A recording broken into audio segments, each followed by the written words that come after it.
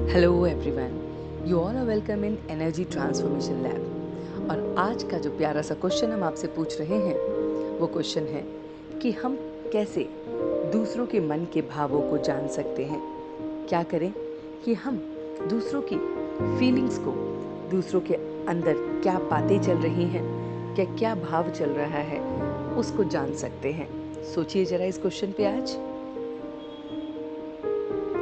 गहराई से सोचिए कि मैं ऐसा क्या करूं कि मुझे दूसरों के मन के भाव पता चल जाएं।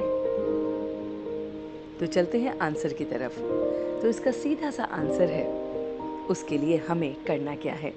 तो देखिए अपने आप को कि अक्सर हम अपने आप में ही उलझे रहते हैं, अपने ही विशिष्ट सर्कल में फंसे रहते हैं। फिर दूसरों के मन के भाव को हम कैसे समझ सकते हैं? पहला तो ये आंसर है। दूसरा, दूसरे के मन के भावों को या उसकी फीलिंग्स को या उनके अंदर क्या चल रहा है, उन बातों को समझने के लिए मुझे थोड़ा सा उनसे हायर कॉन्शियसनेस में रहना है। हायर कॉन्शियसनेस का मतलब ये है कि जब हम अपने आई, मी एंड माई सेल्फ को छोड़कर उस ऑलमाइटी के साथ, उस डिवाइन के साथ कनेक्टेड रहते हैं, हायर एनर्जी के साथ कनेक्टेड रहते हैं, हर थॉट, वर्ड्स और एक्शन में उसको साथ लेके चलते हैं।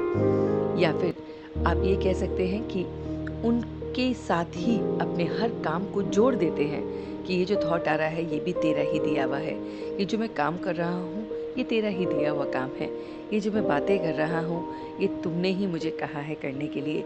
इस तरह से जब हम फुल टाइम 24 आवर्स एक एक थॉट, वर्ड्स और एक्शन को उस ऑलमाइटी के साथ जोड़ के करते हैं तो आप देखेंगे कि आपकी जो कॉन्शियसनेस है, जो लेवल है, वो हायर से जुड़ जाता है।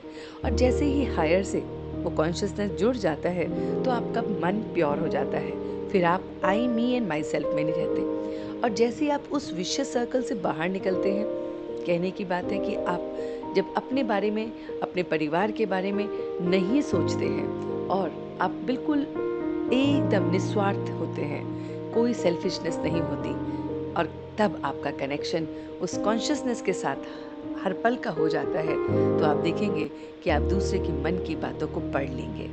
आपको समझ में आ जाएगा कि ये व्यक्ति किस भाव से मेरे से मिलने आया है। आपको ये पता चल जाएगा कि ये व्यक्ति सही है कि गलत है।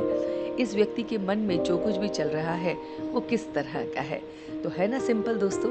तो आज अपने इस एनर्जी ट्रांसफॉर्मेशन लैब में थोड़ा सा एक्सपेरिमेंट कीजिए अपने आप को आई, मी एंड माई सेल्फ से छोड़ते हुए। आप अपने हर काम को उस ऑलमाइटी के साथ सरेंडर करते हुए, उसको जोड़ते हुए, और देखिए कि जो भी आपके साथ कनेक्टेड होंगे उनके दिल से खुद ही निकल के आएगा कि हम तेरे से मिलने आए हैं, हम तुझसे ये चाहते हैं, या मुझे तुझसे ये बात करनी है, या मुझे तेरी ये बात पसंद नहीं है, या मुझे कुछ बताना है। ऐसे अपने आप ही वो बोलने लगेंगे। आपने अक्सर सुना होगा कि एक उंगली मार, जो एक डाकू था, उसके सामने नारद मुनि पहुंच गए थे। तो नारद मुनि बहुत तपी थे, तपस्वी थे, और उंगली मार क्या करता था, डाकू था, वो जंगल में रहता था और सबकी जो भी उसको रास्ते में मिलता था अंधेरे के बाद उनकी उंगलियां काट लेता था और उसकी माला बना के पहनता था। तो जब नारद मुनि उनके सामने आए तो वो एकदम तैयार था उनके साथ, उनको भी मारने के लिए। लेकिन नारद मुनि का वो जो तप था वो इतना ज़्यादा था, उनकी जो कॉन्शियसनेस थी उस हायर के साथ इस तरह से कनेक्टेड थी कि वो उंगली मार का जो चाकू था, जो हथियार था, उनके सामने गिर गया और वो क्षमा मांगने लगा और कहने लगा कि मुझसे पता नहीं कितनी भूल हुई है, मैं अभी आपसे माफ़ी मांगता हूँ। तो ये कैसे हुआ? क्योंकि उनकी कनेक्शन उस हायर कॉन्शियसनेस के साथ थी। तो ये उन्हीं के साथ नहीं हुआ, ये हम सब के साथ हो सकता है। तो ये कहानी हमें ये बताती है कि हमें सिर्फ जब अपने आई, मी एंड माई सेल्फ के विशियस सर्कल से बाहर निकलते हैं, ये मेरा परिवार, मेरे परिवार के साथ अच्छा हो, मेरे साथ अच्छा हो, और फिर दूसरों के बारे में नहीं सोचते हैं, तो फिर ये कभी नहीं होता है।